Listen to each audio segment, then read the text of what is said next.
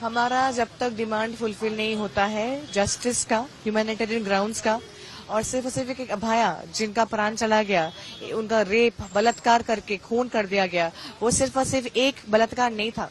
उसके पहले उनको थ्रेटन किया गया था, वहाँ पे थ्रेट कल्चर था।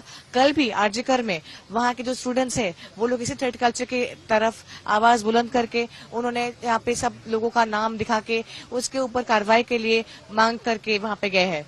तो फिर यहाँ पे हम लोग जो बैठे हैं अभया के न्याय विचार के बारे में बात कर रहे हैं। यहाँ पे ये सिर्फ एक अभया का नहीं है।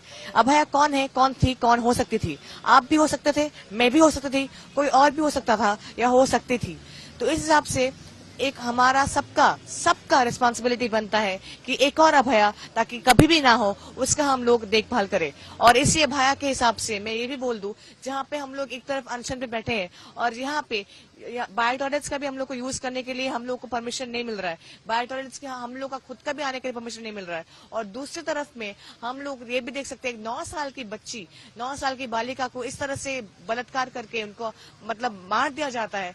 फिर भी वहाँ पे बहुत सारे क्वेरीज उठ के आते हैं कि जहाँ पे 9 अगस्त का आरजीकर इंसिडेंट है उसके आगे पीछे बहुत सारे बाकी और अस्पतालों में, शागद दत्तो, सीएनएमसी, वर्धमान, मेदिनीपुर, बहुत सारे अस्पताल में ऐसे कई सारे इंसिडेंट्स हुए हैं वायलेंस। फिर भी आज हम लोग 6 जन के अलावा बाकी सब लोग काम पे वापस गए हैं ताकि नवरात्रि में किसी को भी कोई भी तकलीफ कभी भी ना हो। और इस बात में वापस से मैं बोलना चाहती हूँ कि अगर तकलीफ इसके लिए कभी उठता है सवाल, ये क्लैरिटी कर दूं कि ये फाइट हमारे पब्लिक के अगेंस्ट नहीं है, ये पब्लिक हमारे पब्लिक के साथ ही है, जो कि उन्होंने खुद ने दिखाया है हमको रास्ता लाल बाजार में, शास्त्री भवन में, आज भी और आगे भी। डॉक्टर शायंतनी, हमारा जब तक डिमांड फुलफिल नहीं होता है जस्टिस का, ह्यूमैनिटेरियन ग्राउंड्स का, और सिर्फ एक अभाया जिनका प्राण चला गया, उनका रेप, बलात्कार करके खून कर दिया गया, वो सिर्फ और सिर्फ एक बलात्कार नहीं था। उसके पहले उनको थ्रेटन किया गया था, वहाँ पे थ्रेट कल्चर था।